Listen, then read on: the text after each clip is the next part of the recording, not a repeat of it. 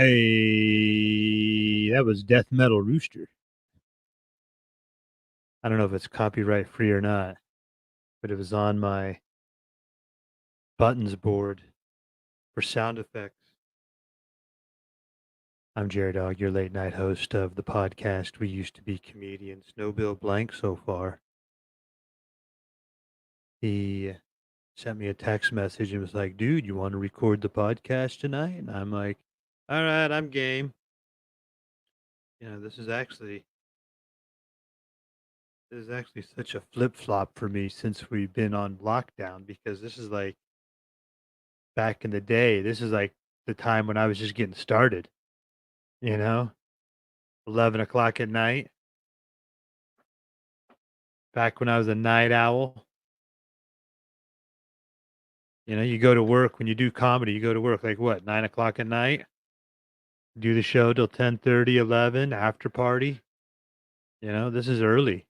But now everything's topsy-turvy. My whole life is different. This is like late night hours. I get tired by this time of night. So I can't believe I agreed to do this. And now no Bill Blank. What the heck? Anyway, hit the like button or the laugh button. Let me know you're out there. Let me know who you are, where you're watching or listening from. Most people are going to be listening to this on the podcast, which I believe is on iTunes.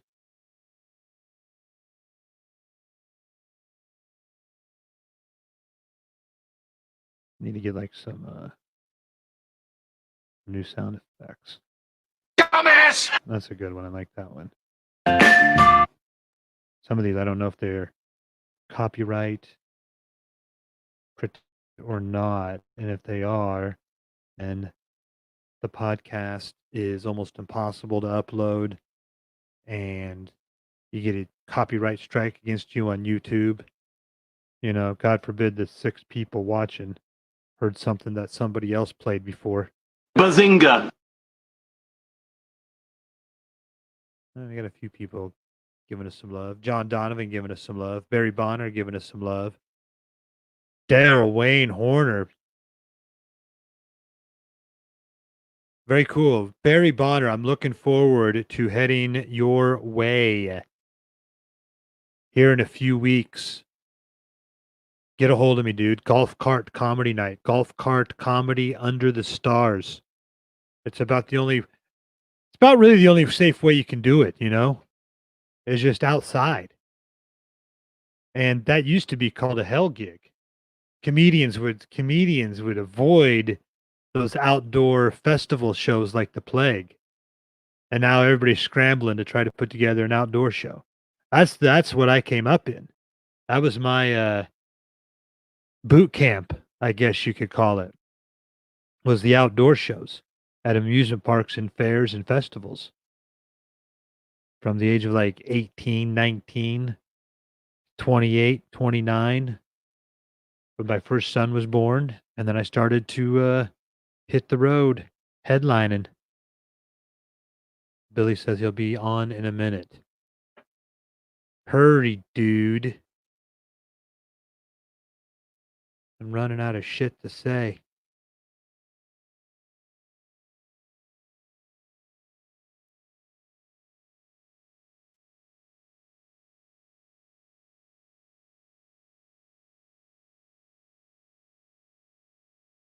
Last week it was cool, though. We had on Michael Thorne and Gary Lewis, 2 other Road Dog comics. Hey, Mike Chambers. All right. Outdoor comedy nights. I'll get to that. We're talking about the golf cart comedy nights. But real quick, shout out to Gary Lewis and Michael Thorne, 2 other Road Dog comedians, road warriors. Spent many, many, many, many, many, many, many, many years, many nights out there slugging it out, journeyman comedians, mixing it up. Sometimes with crowds that it's like they didn't even want to be entertained. I'm like, why the hell would you pay your $10 to come to the comedy night? you don't even want to be entertained. So shout out to Michael Thorne and Gary Lewis with some crazy stories last Monday. And Mike Chambers, good to see you, dude. Here's a guy, he put together a outdoor comedy. It was one of these, it was an outdoor comedy show. The first that I had ever done before, which was the drive-in comedy show. And we brought in, well, not, I don't want to say we, I just showed up sort of spur of the moment, going on my trip to Michigan with Mrs. Jaredog that we usually take when, we usually take some sort of trip at the beginning of July. And so we roll in, I'm hanging out with Jerry Donovan, another great comedian from Michigan. He goes, "Hey, come check out this show that I'm doing up at the Lowell Fairgrounds." I roll into the fairgrounds. They've got, probably 50 or 60 parked cars all facing up at this stage on a hill. And they're doing stand-up comedy broadcast over an FM transmitter right into the car stereos. And instead of laughing, people were hitting the horn. Not that quiet. I need like a car horn. It was the weirdest thing. I'm like, I don't know if I'm killing. I don't know if I'm making you guys laugh or if you're road raging me right now. It was very strange, but I kind of got into it. It's not the usual energy that you find in a nightclub, tavern, or neighborhood bar, but I kind of got into it, It was that sort of slower, more methodical, more deliberate, make every word count, set up punchline, sort of old school vaudeville type performing, which, like I said before, is exactly in my wheelhouse. That's the type of comedy that I was basically trained how to do at amusement parks, fairs, and festivals. Also, where you got to keep it clean. That was also interesting because one of the other comedians that was on stage that night, he just let her rip full on F-bombs, did not hold back, no holds barred whatsoever. Normally, that is my style in the nightclubs, the bars, places where everybody there's drinking. It's assumed that you're over 21. But when you do these drive-in comedy shows, it could be families in that car. You don't know who's in those cars. It could be little kids, and apparently they got a few complaints about the content. So that's another challenge. Like if you're going to do these outdoor shows, is sort of a content challenge. A challenge with being able to keep it clean. I didn't think you'd go live before I got on. If I didn't, it would have can't. I'll explain that later.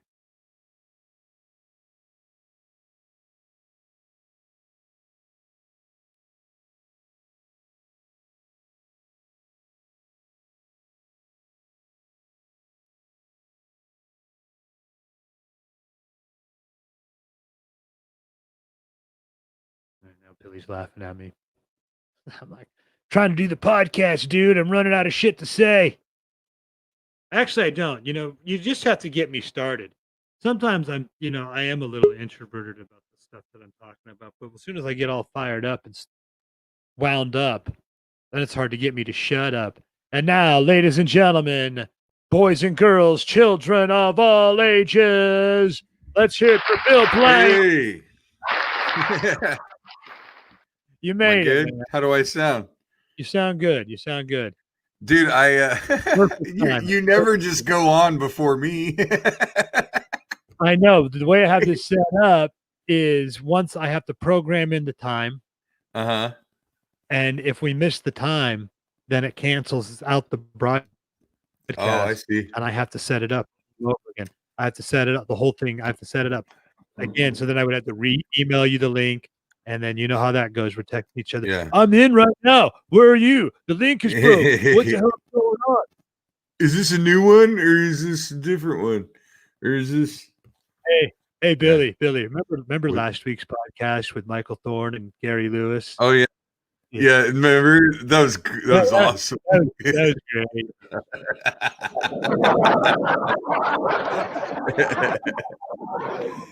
You remember? Yeah, I was. It's very difficult to not to just just reminisce, tell the old road stories, and you get together with your friends that you haven't seen in a while. A lot of times the conversation I don't want to say devolves. Devolves is the wrong word. It just drifts into digresses. Memory lane. Memory lane. Yeah, totally. Yeah, it goes to well, and then we're like, what happened there, we're telling stories, but we're all ball busters, so all of a sudden it's like we notice something stupid like not enunciating remember, and we make fun of that for the next fucking 15 minutes.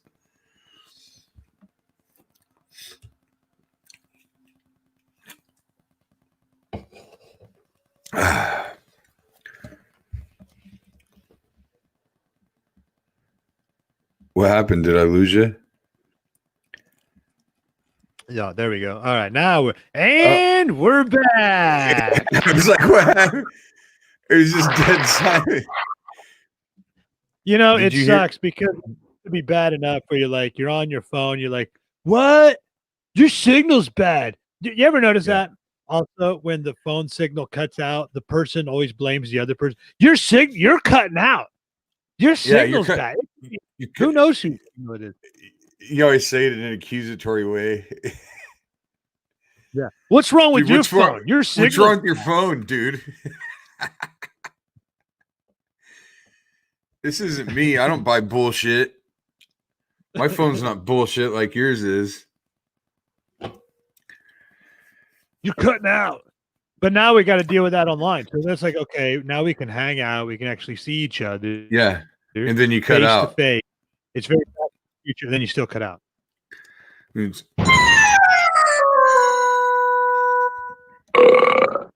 just freeze frame. I wonder if any comics are watching tonight. We can get anybody to chime in tonight. We got a couple.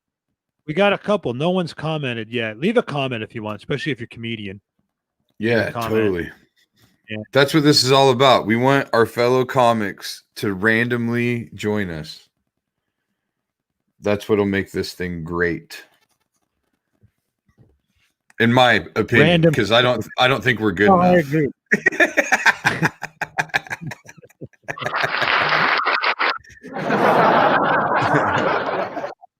Well, I know I'm not. I'm like, all right, I'm going to go ahead and start this thing. And then there's no Bill Blank. I'm like, I don't know what the hell I'm talking about. How'd you do? I was doing all right. It's like I said right before you hopped on. It's got to get me wound up. It's got to get me thinking about something, get me fired up. And then it's hard to get me to shut up.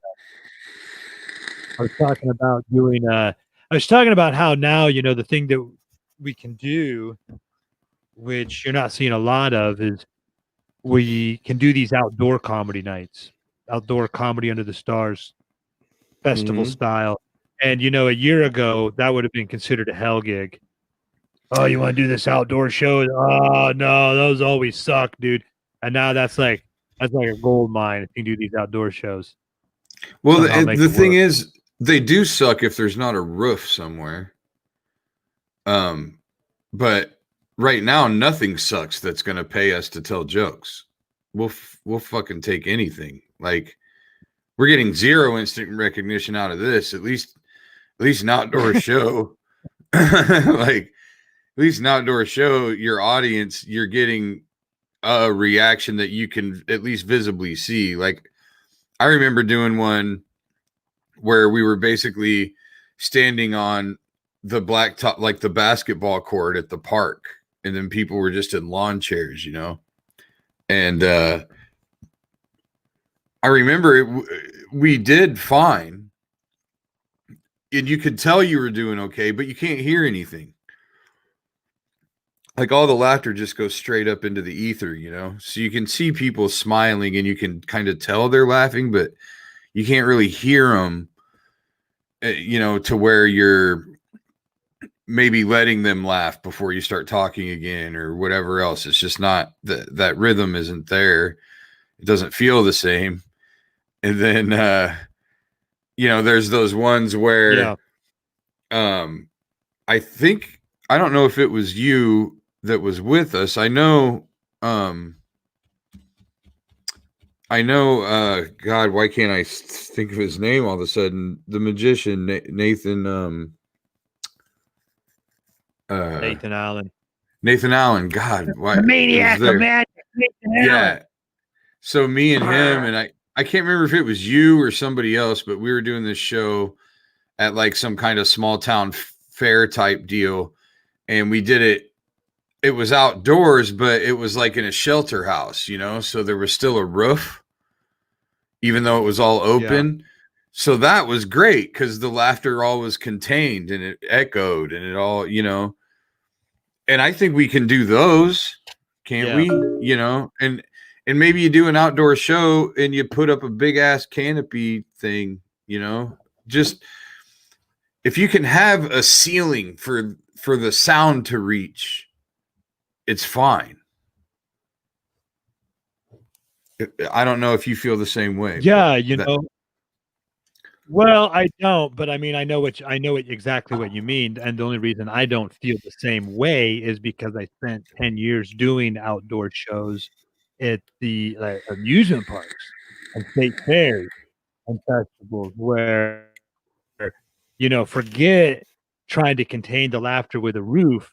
You're also competing with the tornado roller coaster and the cotton candy salesman guy and just other and people just wandering by that aren't even there for comedy, and you're sort of like ambushing them on their way to get in line for the popcorn stand or the ride, and it's also 99 degrees out in the shade on a blacktop surface. And when I came up in comedy doing those types of shows 5 times a day for 10 years, doing like comedy clubs where it's these ideal situations for the most part, that's like a dream come true. And so then going and doing the outdoor shows, that was just like, for me, riding a bike.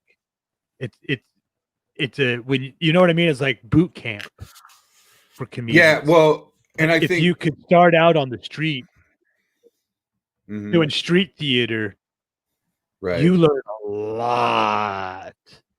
Yeah, it's kind of that's something that we talked about before, like Dave Chappelle, when he went crazy, and you know, he didn't stop doing comedy. He would just take a guitar amp out to like some park and do comedy on the street.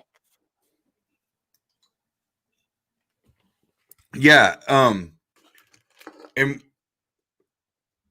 but again, I mean, you're kind of we're actually kind of agreeing, because if you think about it, of course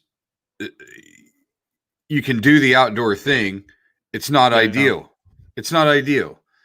So when I say when I say it sucks, that's what I mean. Like, they do suck. It's the least ideal situation. But yeah, if you've learned how to do it, you learn how to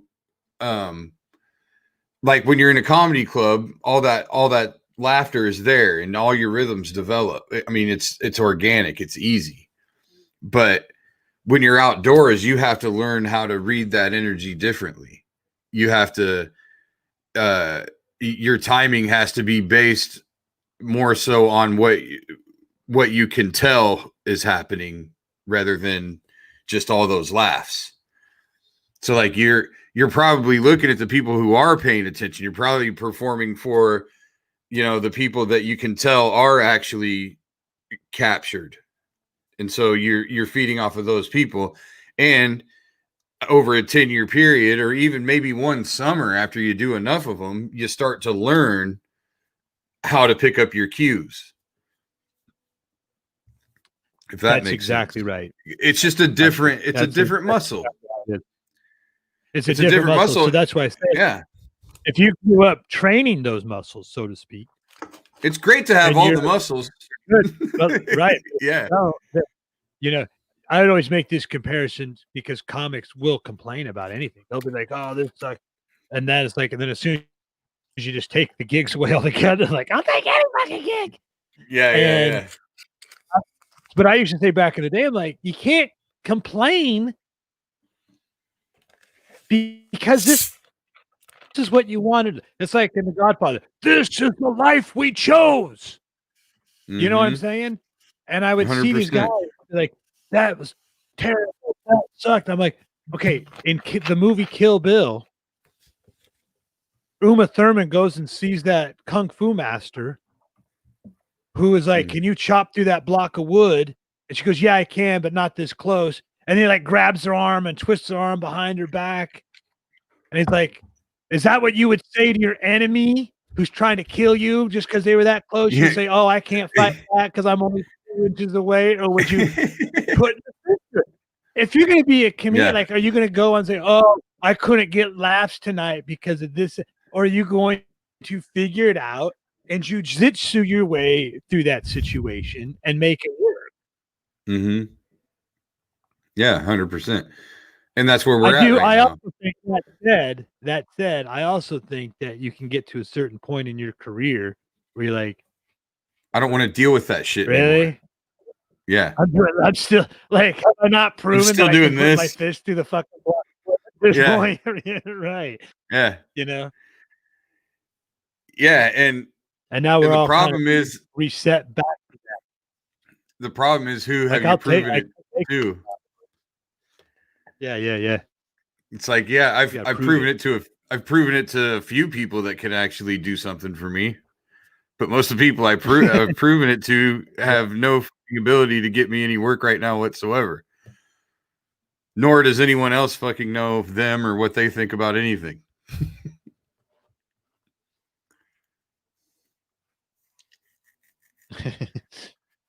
It's like, yeah, I've proven it at all these gigs over the years, but the audience that was at all those gigs over the years, they don't really communicate to each other or to the bookers or, or to anything. Right. They're not. They're not. Yeah. It's not like like in sports,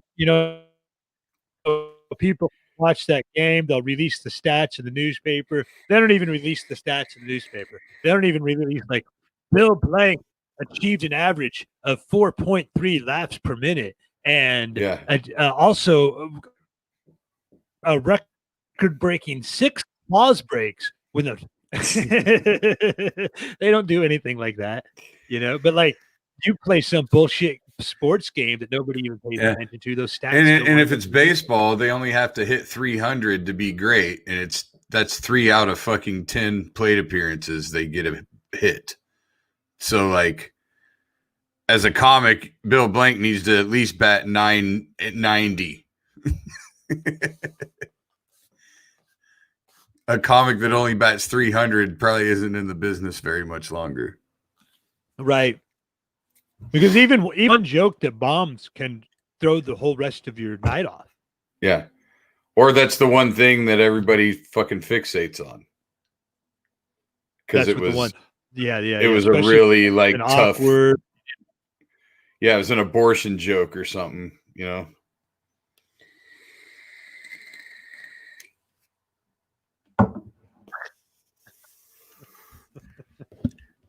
Why are you freezing up so much? Oh, there we are, zoning out again.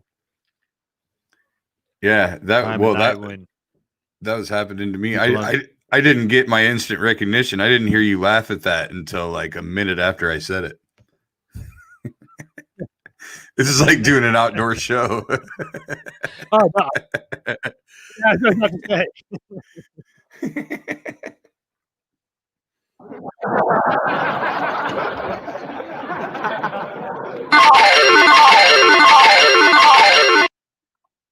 Oh my God, that's horrible. I can't yak it up too much tonight. I've got a midnight viewing of Umbrella Academy with my son. Oh yeah, you watch that? You've committed the kids heroes. Yeah. I started it and I fell asleep.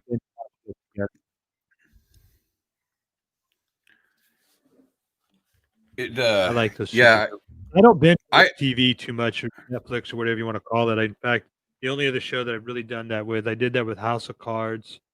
Mm-hmm. I did that with Breaking Bad. And then, I'm doing this one just because, my son's into it. I'm into it. I like those superhero shows. You got to do Better Call Saul, dude. Oh, yeah, If yeah, you yeah. didn't, We watched that one also. Yeah. yeah, Better Call Saul is fantastic, and you have to have watched Breaking Bad. I think it would stand alone, maybe, Right. but if you've It's watched Breaking Bad, it is so it's much like better.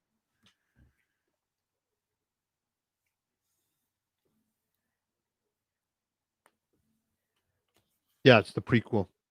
Yeah, and I love origin story stuff like that. Like right now HBO has a thing, a series, Perry Mason, which is like the origin story of, you know, Raymond Burr's Perry Mason or whatever, where at first he was a private investigator. So it's like following him during that time. And John Lithgow plays the lawyer who is like his mentor or whatever that he works for as a PI. And it's a really good show. It's really well done. And it's on HBO. It's like I want to say there's 4 episodes maybe, but they're each an hour and a half long. So it's like a movie each time. But another one, I'm trying to remember what. Oh, a good superhero thing. I bet you and your son would love this. It's called The Boys. Have you heard of that? No, I have not. It's on Amazon Prime, Nope. and it's basically like this kind of futuristic thing where superheroes are like the modern day celebrities, and they're like it's almost like they're reality stars, and it's like extremely corrupt and sexist and all this stuff. And there's all these like you can see all these hidden things that are kind of going on in the world that are kind of in there, but it's all based on all these superheroes. And like Okay. there's this guy who's like the you know the darling of it, he's Mr. whatever, the top dog superhero guy, but it turns out he's a piece of shit, like he like rapes female superheroes and shit like that, like he's a fucking dickhead. But so that Oh, uh yeah. Yeah, yeah, yeah. have you heard of it? No, I have not, but I like the superhero movies that are like that, where they're they have regular Flawed. human qualities in terms of Mm-hmm. flawed, yeah, and, uh, that's so, like, there's a movie called Darkman where they're kinda like that, like, the superheroes, they got the powers, but they've also got these serious flaws to go with it. Mm-hmm.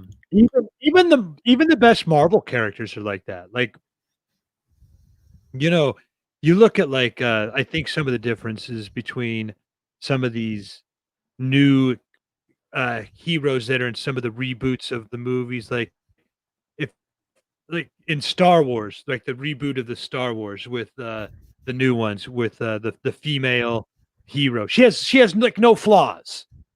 You know Mm-hmm. what I mean? Like, her flaw is she can't remember her parents, and she misses her parents, and so she has, like, some sort of psychological trauma, but, like, otherwise, she always sort of knows, like, the right thing to Yeah, yeah, yeah. do, She's pure as the driven snow.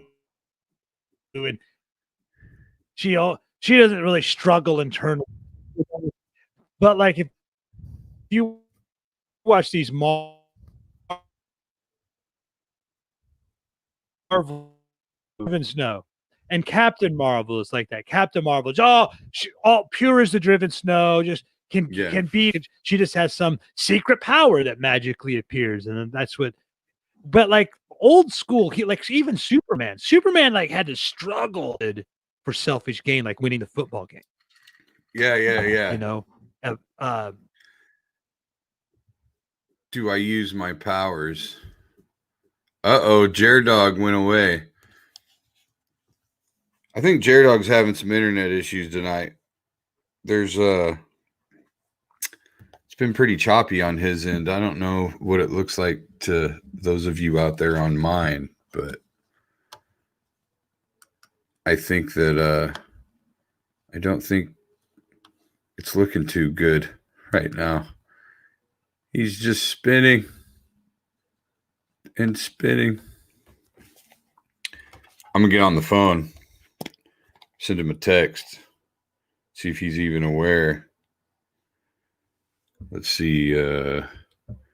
You are refreshing. Do you think he's going to think that I think he's a breath of fresh air in the world once he reads that?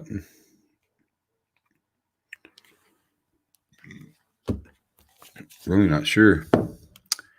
See if there's any comments on the feed. Oh, there he is.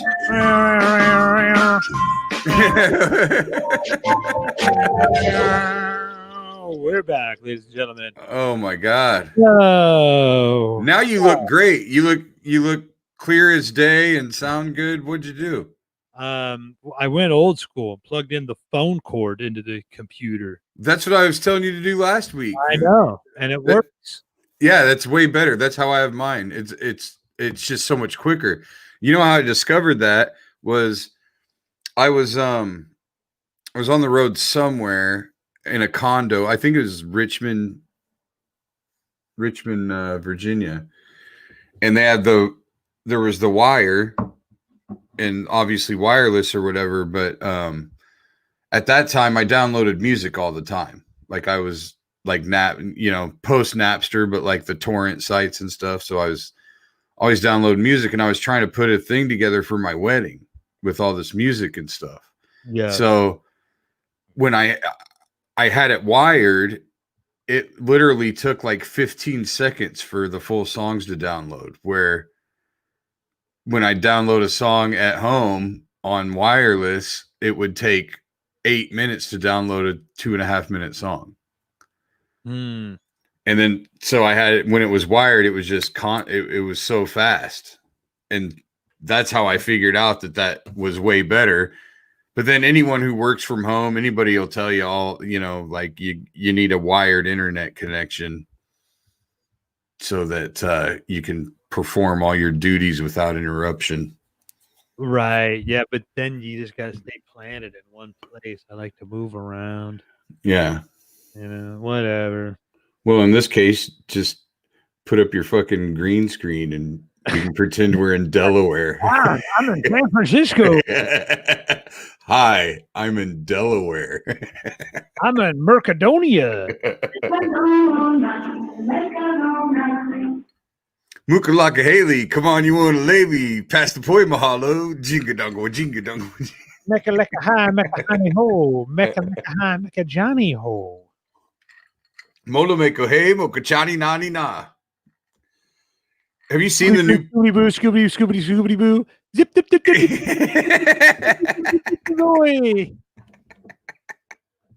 Have you seen the new Pee-wee movie? I have not. I think that's still on Netflix. How new is it?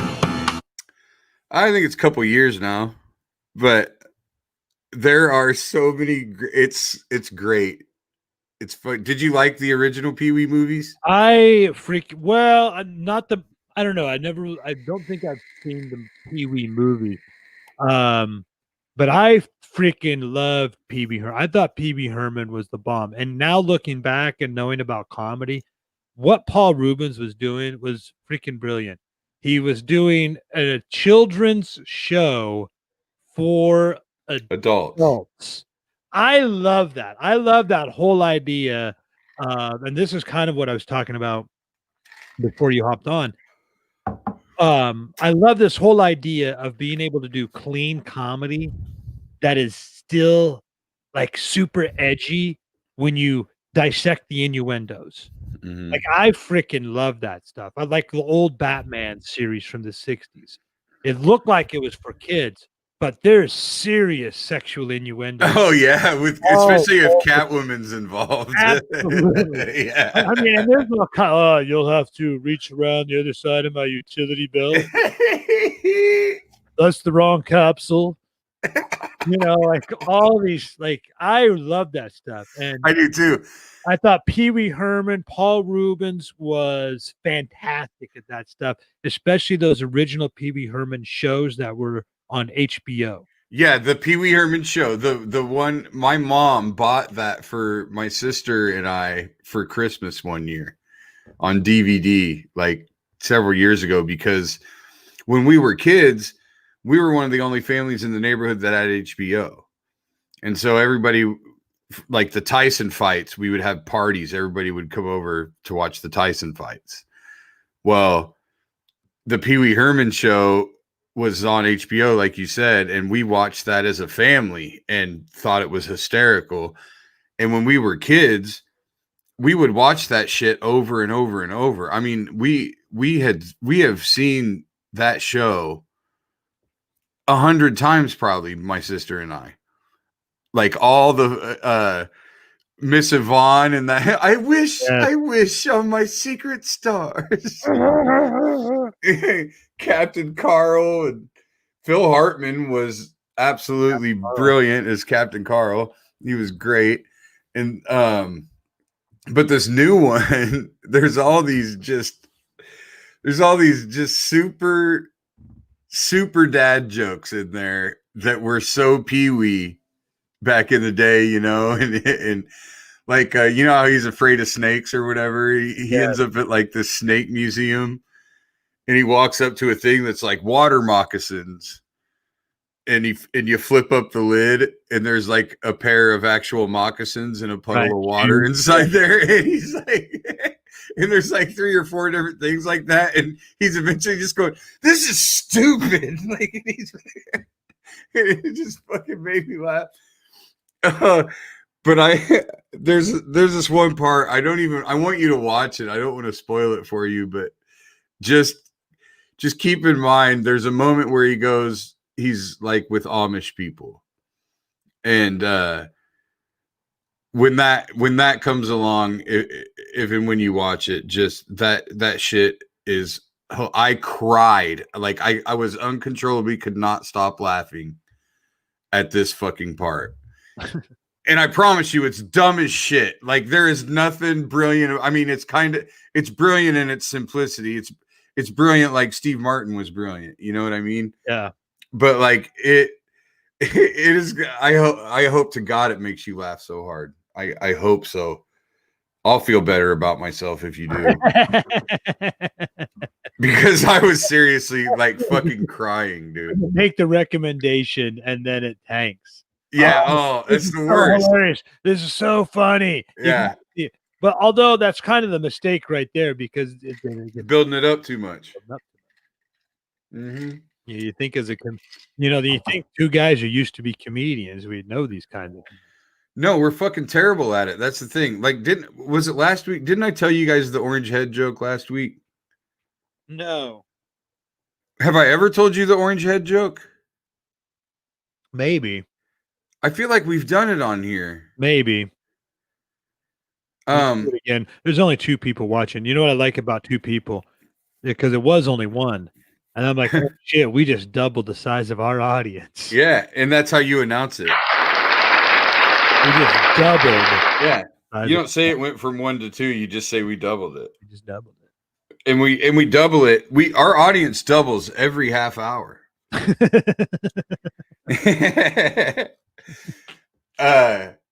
Okay, so the orange head joke. Yeah. And this is one of those moments, just like that Pee-wee scene I'm telling you about. It just hits you at the right time. I don't know what it is. But so, and it's a fond memory for me because it was me and Paul sitting at the bar at the Funny Bone. And a comic named Mario DiGiorgio told us this joke. And so now it's like my favorite clean joke, because me and Paul, when the punchline came, were literally in tears, and Paul was this huge 6'5", 300 plus pound guy. Right. And he's just pounding on the bar. And you remember Paul's laugh, so it was just this loud, rambunctious. I mean, him and I both just laughing hysterically. So the joke is, there's a guy sitting at a bar having a couple beers, and he's the only one there, except there's one other guy down at the end of the bar. And he looks down at the end of the bar, and this guy is just, everything about him's normal, just sitting there drinking, nothing weird, except he has a giant orange head. So a couple of beers later, the guy finally gets the courage to slide down and be like, hey man, I'm sorry. Like, here's a beer, but I gotta ask, what's with the giant orange head? Like, what's going on there? How'd that happen? So the guy goes, oh man, don't worry about it. Thanks for the beer. No big deal. It happens all the time. What happened was, I was walking down the beach one day and I tripped over a lamp. So I picked it up and I dusted it off, and a genie popped out, granted me 3 wishes. So the first wish, I wished for extreme wealth. And sure enough, I got more money than God, house in the hills, cars, you name it, all kinds of money. Second wish, I wish to be married to the most beautiful woman in the world. And Miss Universe is waiting for me back at the house. We're really happy. Everything's going great. And the third wish, and this is where I think I made my mistake. I wished for a giant orange head.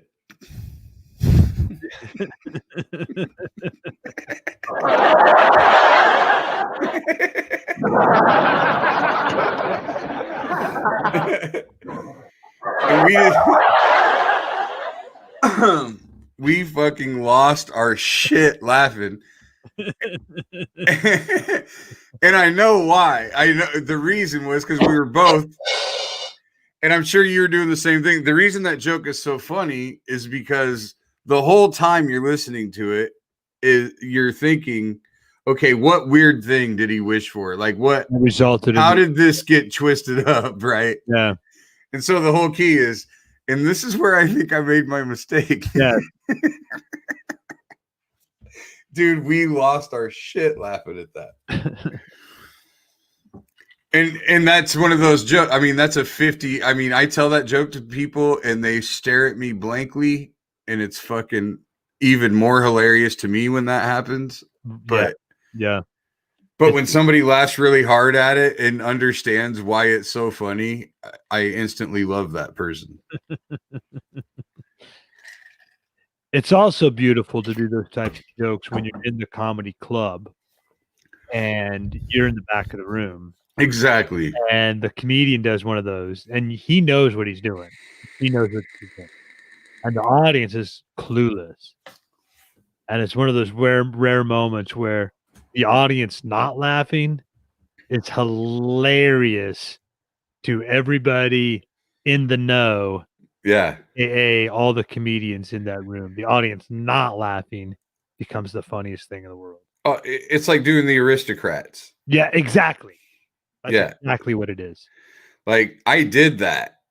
There was, when they made that documentary about it, they put out a thing talking about, like, we want you to submit your version, and they'll put you on the DVD if you win or whatever, right? Yeah.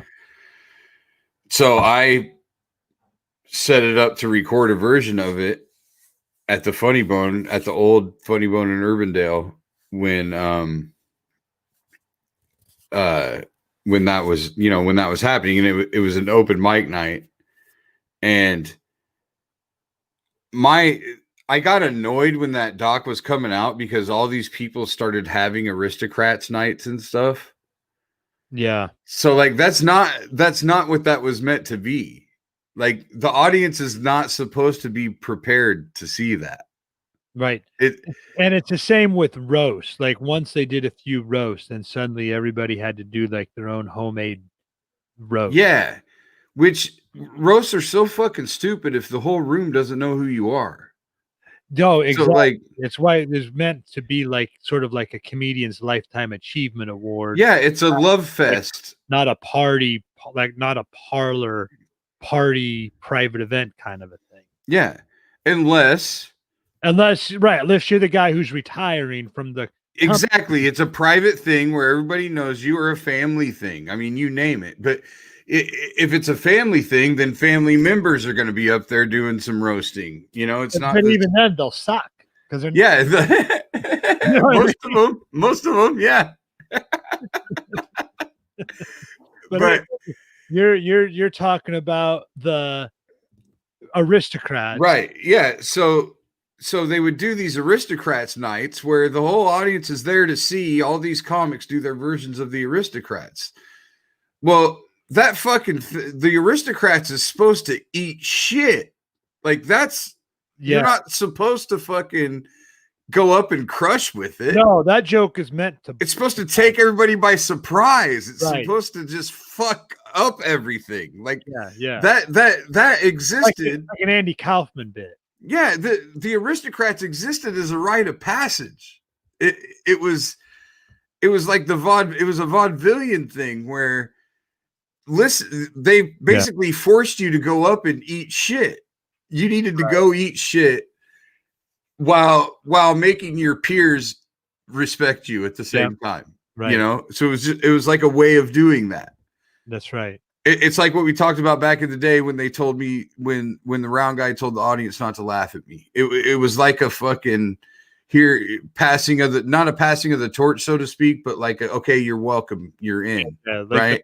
Here's the prank we do on all the young up and comers. Exactly. You know, you ran this gauntlet. You're one step from being one of us. So when I made my recording of it, I wanted to make sure that it took the audience by surprise. I didn't want it to be, I wanted it to be what it was meant to be. Yeah. So I set it up with Paul, and Paul was 100% on board because he loves a fucking train wreck. He couldn't wait. So I set it up with Paul to do it at an open mic at the Funny Bone after there had been 20 fucking comics. Like I went on last. Yeah. And they didn't have a host that night. So one of the doormen said this friend of his hosts stuff at the Garden all the time, this transgender person. So she comes and hosts the show. Well, I get there, you know, there's probably 5-6 comics still need to go before I go up. And I'm watching, and she makes fun of like talks shit about the comics and just an asshole the whole time. So I get up there, and Paul tells the doorman who is friends with this person, tell him not to fuck around, to bring him right up, like before they brought me up. It's like, tell him not to fuck around, like just bring him right up, whatever. And so he goes up and he goes, well, this guy, or she's like, this guy is going to blow you away. Oh, he's, his name is Bill Blank. Like, I don't know if he's related to Mel Blanc, you know, the Looney Tunes. I thought I saw a pussycat and blah, blah, blah. Like, still just tried to do something. And couldn't just fucking do it. Couldn't just bring you up. Yeah. In the audience. Yes. In the audience the whole time, it's so obvious the audience doesn't like her. She's just been an asshole the whole show. So I go up and I go, suffering succotash. I thought I saw an Adam's apple. Look good. Look good. Good. And so the audience just fucking loses it, because not only has it been uncomfortable because of her all night, but also they've watched 18 shitty fucking comics. Yeah. And so you could see them, like, all of a sudden relax in their chairs. Like, okay, this guy's funny. Like, yeah, like relief. You yeah, imagine that you're at a comedy club and you had to be the comic relief. yeah, exactly. So all that happens, and then I launch into the fucking Aristocrats for like 8 minutes.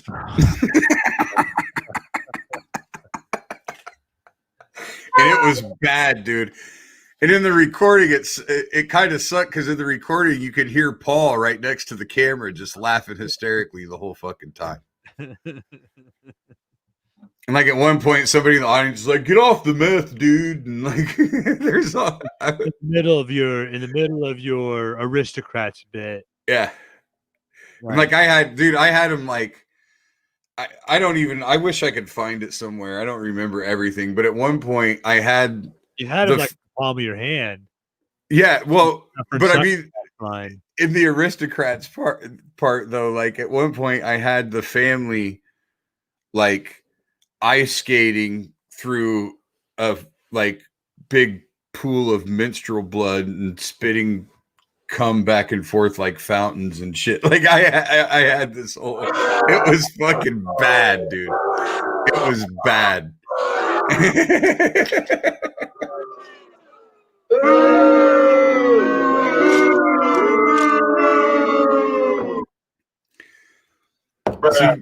So you just hear Paul laughing, and the audience is just going, "Oh God!" Wait a second.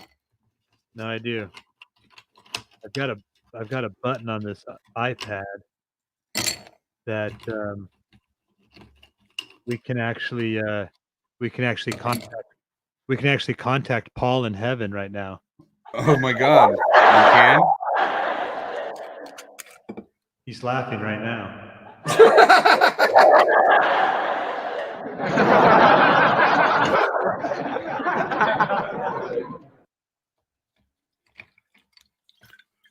I'd give anything to hear that dude laugh one time right now. In heaven. Paul. In heaven, are you there, Paul? Hang on, be there, baby.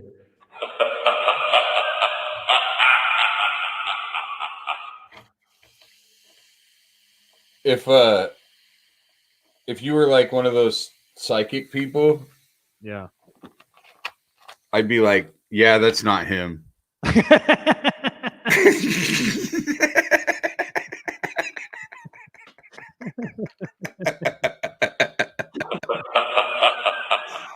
Nope, not his laugh at all. Nope, you're fucking pulling a scam. I want my money back.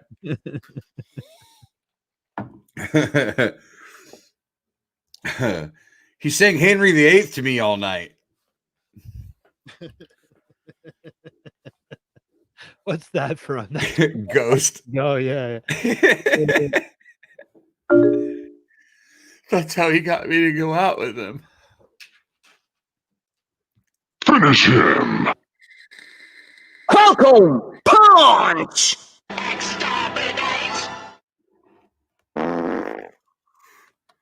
Best sound effect all night right there. I think you should just limit yourself to the fart noise. Just limit yourself to that every episode. That's the only sound effect you're allowed to use.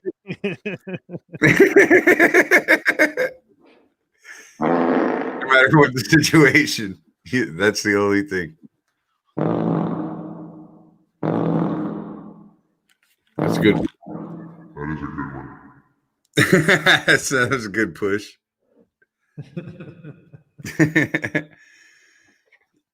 Now you sound like you're doing the Lou Gehrig speech. Oh, is that this will be the greatest day today of my life. Today I consider myself the luckiest man on the face of the earth. On the face of the earth. I was in fact, I think you booked this. I think this might have been one of my first like headlining gigs. It was at a place that was like north of Ames, and it was called the Iron Horse Saloon. Do you remember that? Yeah, the Iron Horse Saloon, and I want to say it was there were like cages or something. Yeah, there was something about it. I mean, it was kind of a. I just remember it was just north of Ames because there was a car dealership there that was like Fred Hoiberg Chevrolet, Mm. and I did that and I started out, and they had like all the I don't know what they had fucked up on their board, but I was echoing like that. Oh, So I immediately yeah. started going, today I consider myself the luckiest man on the face of the earth. Yeah. And I got nothing. And I'm like, are you fucking it's the Iron Horse Saloon. That was Lou Gehrig's fucking nickname. The Iron Horse. No, they're not gonna get that, dude. I didn't even get that. I know. But I just assumed everybody, you know what I mean? It's one of those things that you just assume everybody's gonna get. You know, you just Yeah. you know, that speech is so famous and it's Lou Gehrig, you know. Don't know you don't put together the Iron Horse. You don't put two and two together. And so finally I just go, I just went, all right. Well, you know what? Fuck Fred Hoiberg. How about that?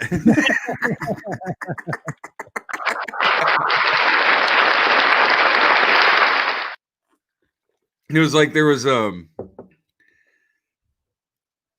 every once in a while I don't know, you half-ass learn a lesson, but at the same time, when you look back on it later, you don't really regret doing it. No. You know, like Rockford. Remember that Yoder gig in Rockford, Illinois?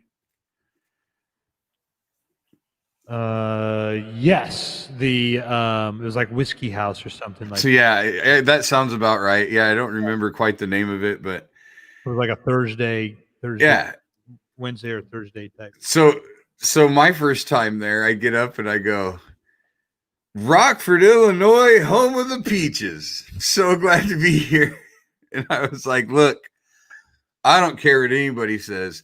You guys got hosed against Racine in the series. Like, I'm like, look, I mean, if Marla Hooch didn't run off and get remarried, you guys would have pounded them. And I'm like, and then I'm like, I know what you're thinking. Like, Marla Hooch didn't make Dottie drop the ball. All I'm saying is, if Marla Hooch played, it wouldn't have come down to that. They're not going to get that at all. And I just go, right as soon as I got done saying all of it, I go, I was like, note to self, never do anything satirical at a one-nighter. Forget it. Well, I don't even know. It's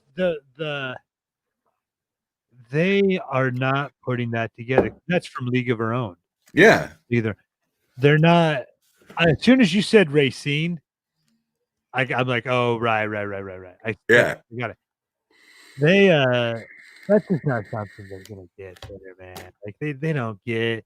Nobody knows. No, you know what I mean? Like, yeah, I did a shit. Okay, so I'm not mad at them for not getting it.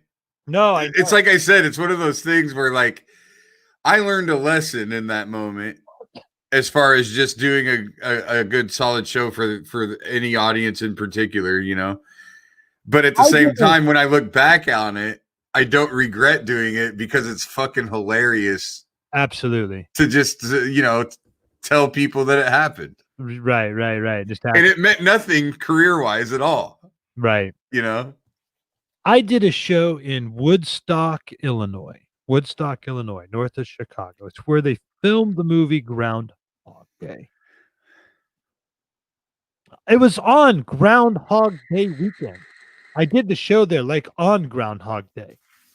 They were having their Groundhog Day film festival that weekend in town. They have placards up all around. They've embraced it. Where this is where this scene was filmed. This is where this scene was filmed. I went on stage and I did Groundhog Day references and nobody got them. But did they not get them, or are they tired? Or yeah, just jaded. Yeah. Well, see, here's why I think nobody got them, because it wasn't because I hang out with people afterwards, Yeah. and I was still saying references like just in normal conversation, like really trying to talk about, because I love that fucking movie. That's Yeah. one of my top 5 Yeah, movies. some guy you meet a guy from the audience and his name's Ned, and you're like, Ned Ryerson there. Well, exactly. Yeah, I met he a doesn't guy get it. named Phil in Woodstock, Illinois. I'm still friends with him to this day. And I was doing like Punxsutawney Phil jokes. Like they're like, what? So that's how I know, because hanging out afterwards, where you're not like They actually just you're not didn't get going it. to, like, the big Yeah, you're kind of beating yourself up thinking, did they not get it? Or are they just jaded? Like we were saying. right. And so I'm trying to like feel this out. And Yeah. it's not like, because in a conversation they go, oh yeah, hadn't heard that. They'll say, Yeah. haven't heard that one before. Yeah, it's like somebody saying Burr, it's cold to me because my real last name's Burr. You know? Right. Burr, it's cold, Where I always Bill Burr, oh, well, it must be cold. People say this to me all the time, like, oh, your name's Jeremy. Oh yeah.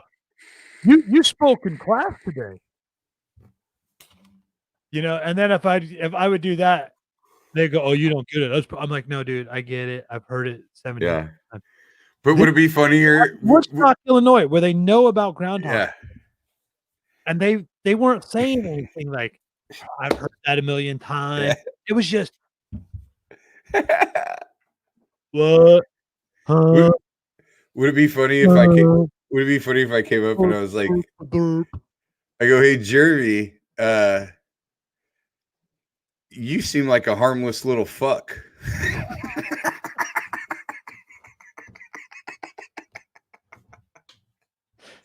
I mean, would that unleash a lion? Is all I'm asking. If I said that to you.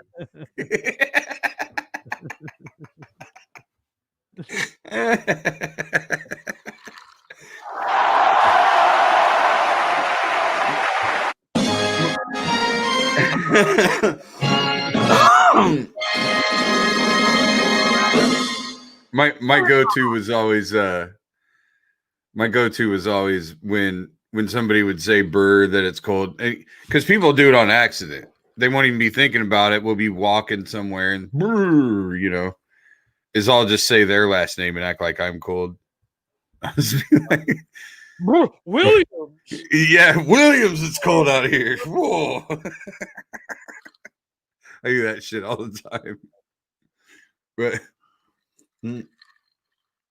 hey, I gotta watch this movie with my kid, or this show. Yeah, go do your thing, man. I gotta get to binge watching. We don't have any more viewers anyway right now.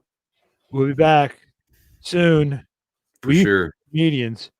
And after watching this episode of our podcast, you might even doubt that.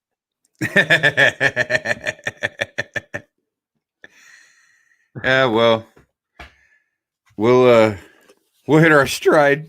Damn it, my dog's bug. Can you see my dog right now? No, probably not. He's low enough.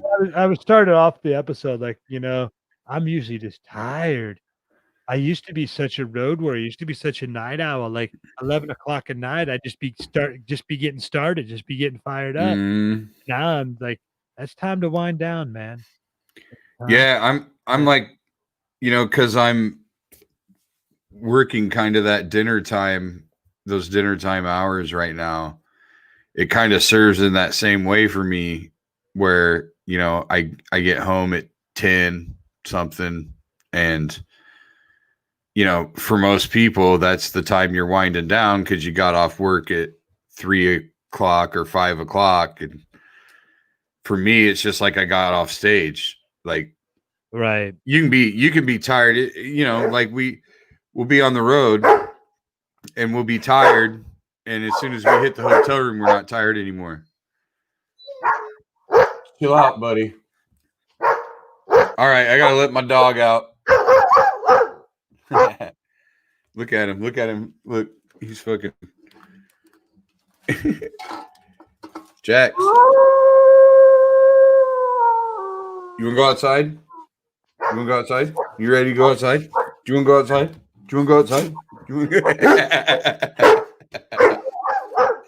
All right. All right, man. Much love. I'll see you soon.